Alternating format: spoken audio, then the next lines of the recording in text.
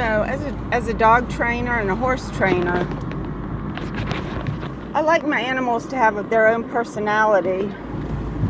So what I do with Belle is she's very alpha. I mean, I call her sassy, and it's cute, but being out of bounds would not be cool, because she would definitely be a bitey, barky little Maltipoo.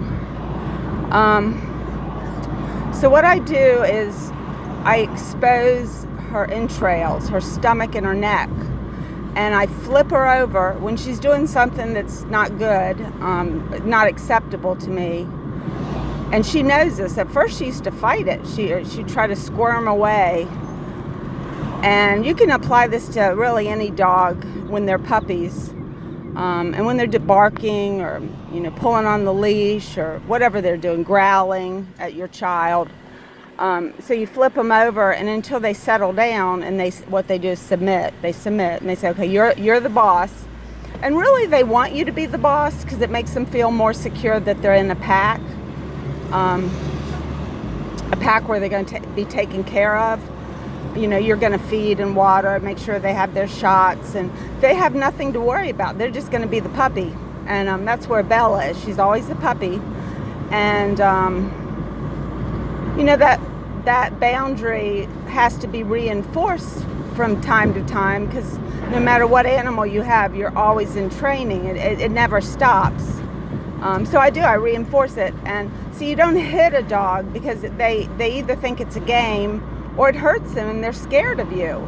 But see, the training of flipping them over doesn't hurt them, doesn't really scare them. It just makes them uncomfortable at first until they understand what it means, which means I'm going to surrender you, and I'm going to trust you not to kill me, not to eat my stomach and splay me open, because this happens time and time again.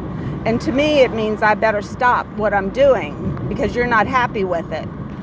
So they're just like toddlers, people say time out, or I'm into hugs. Give them a good hug and talk to them and make them stop, but don't just isolate them. And but yeah, that's the best way to train dogs, I think.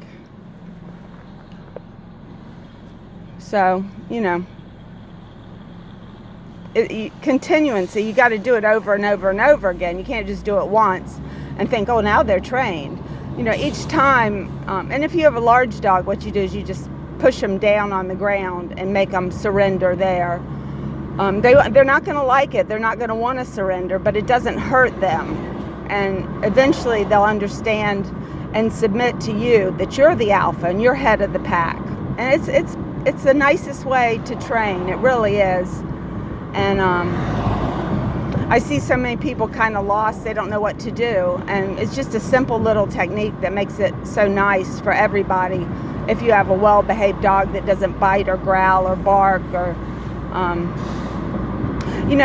to make them sit, when they sit, you give them a reward. That could be a pet or a little treat, a pat on the head,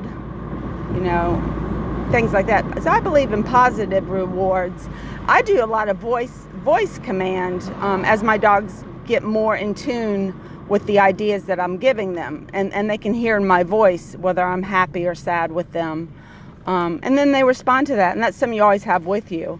If they can hear your voice, then they'll react to that, like Pavlov's conditioning. And in the beginning you might give them a treat, but over time they just respond to how you sound and how you talk to them.